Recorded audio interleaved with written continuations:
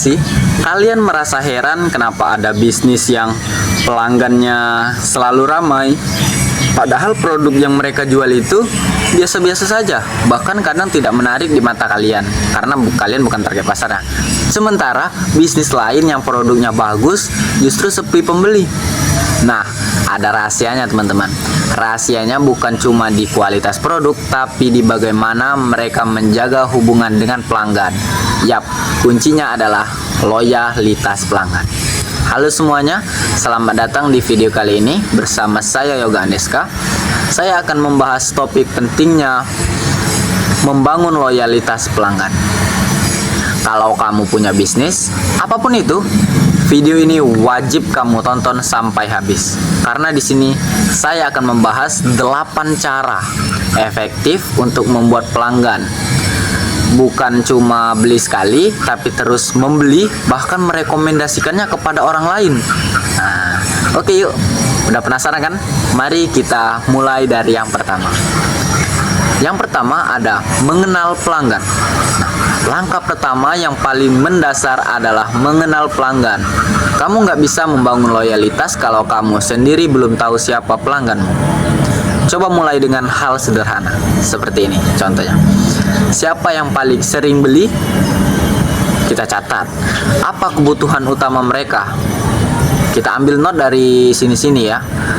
Kapan mereka biasanya datang atau belanja?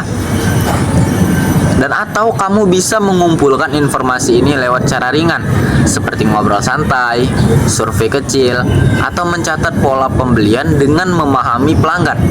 Kamu bisa menyesuaikan produk, harga, dan layanan agar sesuai dengan apa yang mereka butuhkan.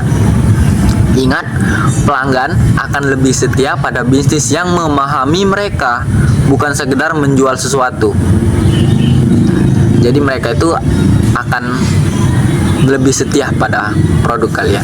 Mengenal pelanggan bukan cuma tahu nama dan apa yang mereka beli, tapi juga memahami alasan dibalik pembelian itu. Nah, contohnya ada pelanggan yang datang bukan karena butuh produkmu, tapi karena mereka merasa nyaman dengan cara kamu melayani. Dan kamu bisa mulai dari hal-hal simpel seperti tadi. Dan kamu bisa juga mengelompokkan pelanggan. Misalnya pelanggan baru, pelanggan tetap, dan pelanggan potensial. Lalu pikirkan pendekatan apa nih yang cocok untuk mereka, karena kadang untuk masing-masing itu berbeda. Nah, pelanggan baru butuh perhatian dan penjelasan, sedangkan pelanggan yang setia itu tetap lebih suka kalau kamu ingat kebiasaan mereka tanpa harus banyak tanya. Nah, kalau kamu punya data seperti itu, kamu bisa nih menciptakan pengalaman yang terasa lebih personal. Dan itu jauh lebih kuat dibanding sekedar menggunakan promosi besar-besaran. Yang kedua, ada pengalaman dan kesan pertama. Kesan pertama itu seperti pintu masuk hubungan jangka panjang. Kalau kesannya buruk di awal, ya pasti mereka trauma dan nggak akan balik lagi ke usaha kalian. Makanya pastikan pelanggan punya pengalaman yang positif sejak awal, mulai dari cara kamu menyambut, kecepatan pelayanan, hingga kebersihan, kerapian tempat atau kemasan produk. Kalimat sederhana seperti selamat datang, ada yang bisa saya bantu pak atau kak, ada yang bisa saya tolong, atau terima kasih sudah datang pada hari ini. Nah, dan ketika pelanggan merasa dihargai, mereka akan lebih mudah untuk kembali. Banyak orang bilang kesan pertama nggak bisa diulang, dan itu benar. Tapi bukan cuma soal tampilan fisik atau produk, kesan pertama juga itu bisa datang dari cara kamu membuat pelanggan merasa dihargai. Misalnya, cara menjawab pesan, atau nada bicara di telepon, atau bicara langsung, hingga kecepatan kamu merespon, itu semua bagian dari kesan pertama. Kalau pelanggannya merasa mudah dan nyaman di awal, mudah banget nih belanja di usaha kakak ini, aku mau belanja di situ lagi ya, soalnya ramah. Nah gitu. Seperti itu, otaknya akan menandai pengalaman itu sebagai sesuatu yang positif, dan secara psikologis manusia cenderung ingin mengulang pengalaman yang membuatnya merasa baik. Jadi bukan cuma soal apa yang kamu jual, tapi bagaimana kamu membuat pelanggan merasa penting sejak awal. Dan yang ketiga ada mengembangkan hubungan. Setelah pelanggan mulai kenal, jangan berhenti di situ. Hubungan yang lebih personal. Bagaimana sih itu? Nah, salah satu cara yang efektif adalah dengan personalisasi. Misalnya, ingat nama pelanggan, kebiasaan mereka, atau bahkan hal-hal kecil seperti rasa favorit. Dan kamu bisa sapa mereka dengan nama atau kirim pesan saat ada promo khusus. Kalau kamu berjualan online, kamu bisa tulis ucapan kecil seperti terima kasih sudah berbelanja di kami di dalam produknya. Tindakan sederhana seperti ini membuat pelanggan merasa dekat dan lebih istimewa, dan membangun rasa loyalitas yang kuat agar mereka datang dan membeli produk kalian lagi. Dan membangun hubungan dengan pelanggan bukan cuma berarti kamu harus selalu ngobrol atau basa-basi setiap saat pertemuan. Kadang hubungan itu justru terbentuk lewat konsistensi dan perhatian yang tulus. Misalnya mengingat pesanan mereka tanpa harus bilang, atau mengirim pesan, "Kak, pesanannya apa ya?" Nah, coba rubah seperti semoga harimu menyenangkan setelah transaksi. Itu lebih bagus. Dan kamu juga bisa gunakan media sosial bukan hanya untuk promosi, tapi untuk berinteraksi ringan.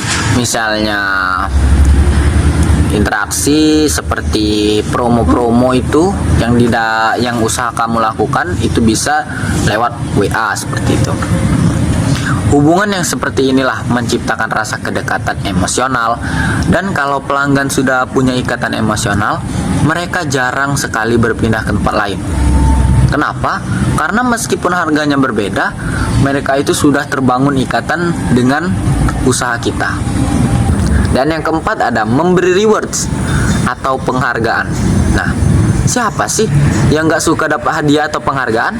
Nah, sistem ini yang efektif. Menurut penelitian, itu sangat efektif untuk menjaga pelanggan tetap setia.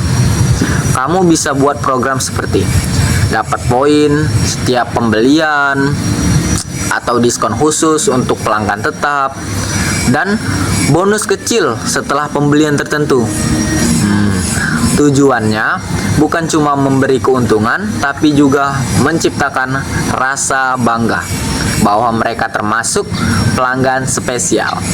Pelanggan yang merasa dihargai seperti ini cenderung bertahan lebih lama dan akan setia pada produk kalian dan merekomendasikannya kepada orang lain. Program rewards yang baik bukan sekedar promo atau potongan harga. Tujuan sebenarnya adalah membuat pelanggan merasa menjadi bagian dari sesuatu yang eksklusif. Seperti contohnya tadi lah, memberi promo atau rewards saat pembelian tertentu. Dan setiap level punya keistimewaan tersendiri. Misalnya prioritas layanan, bonus kecil, atau akses promo duluan, itu kalian sharekan kepada pelanggan kalian.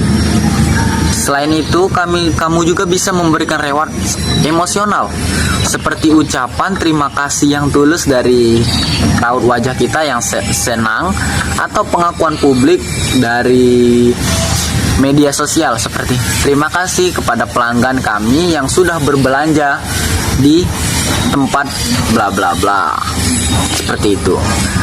Reaksi sederhana itu sering kali meninggalkan kesan mendalam dan memperkuat loyalitas tanpa harus mengeluarkan biaya yang besar. Kelima, mengumpulkan testimoni. Nah, selanjutnya ini jangan ragu ya untuk meminta testimoni dari pelanggan yang sudah membeli. Tujuannya adalah promosi paling jujur karena datang langsung dari pengalaman pembeli. Kamu bisa minta mereka menulis ulasan di media sosial, memberikan bintang di Google Map, atau bahkan membuat video pendek tentang produk-produk kalian. Setelah menambah kepercayaan calon pelanggan baru, testimoni juga memberi pelanggan lama mereka merasa paling penting dan dihargai. Itulah gunanya psikologi. Yang keenam, ada evaluasi dan menanggapi keluhan. Nah, bagian ini sering terjadi nih guys, diabaikan, padahal itu menanggapi keluhan pelanggan, menentukan apakah mereka akan pergi atau tetap bertahan. Kalau ada pelanggan yang komplain, dengarkan dulu tanpa menyela. Ucapkan terima kasih dan berikan solusi secepat mungkin. Misalnya, ganti produk yang rusak, perbaiki layanannya kurang, atau beri potongan harga kecil sebagai permintaan maaf. Nah, tindakan yang seperti inilah membuat pelanggan merasa dihormati, bahkan bisa mengubah pelanggan menjadi kecewa menjadi loyal. Dan yang ketujuh, ada membangun komunitas pelanggan. Selanjutnya, bangun komunitas. Bisnis yang punya komunitas biasanya lebih bertahan lama. Kamu bisa membuat grup online, misalnya di WhatsApp, Telegram, atau media sosial. Tempat pelanggan bisa berbagi pengalaman, mendapatkan informasi promo, atau sekedar berinteraksi sesama pelanggan. Selain itu, kamu juga bisa mengadakan acara kecil seperti giveaway. Nah, jadi pelanggan merasa bagian dan suatu lebih besar, bukan cuma pembeli tapi bagian dari keluarga bisnis kalian. Yang ke-8, menggunakan teknologi untuk mempermudah pelayanan. Dan yang terakhir, jangan lupakan yang paling penting adalah teknologi. Sekarang teknologi bisa membantu kita memahami dan melayani pelanggan dengan baik. Bagaimana sih? Karena teknologi seperti memberi kemudahan dalam mereka membayar atau membeli. Kalau kamu berjualan online, nah menunya dari media sosial, marketplace, dan bisa mengirim notifikasi promo lewat email atau WhatsApp agar pelanggan tidak ketinggalan informasi. Dengan teknologi, kamu bisa memberikan pengalaman yang lebih cepat, mudah, dan efisien. Sesuatu yang sangat dihargai pelanggan zaman sekarang.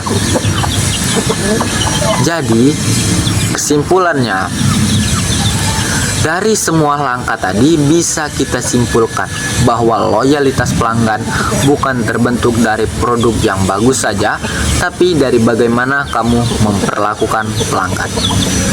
Kenali mereka, berikan kesan positif dan hubungan yang baik, memberi rewards, dengan mendengarkan masukan.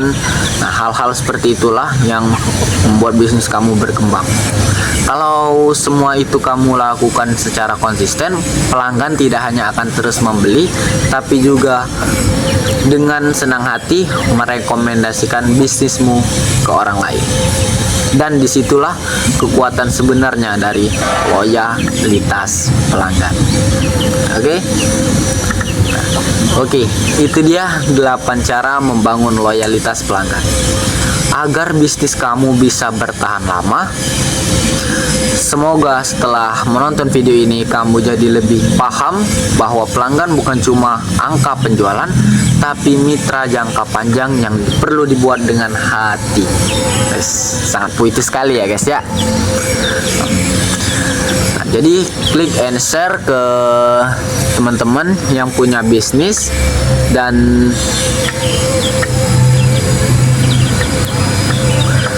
Kalau kamu suka video seperti ini, jangan lupa untuk klik like, share, dan ke teman-teman yang punya bisnis. Dan tulis di kolom komentar, dari 8 langkah tadi, mana sih yang kamu sudah gunakan atau yang kamu tertarik untuk menggunakannya. Terima kasih sudah menonton video saya. Sampai jumpa di video selanjutnya. Bye-bye.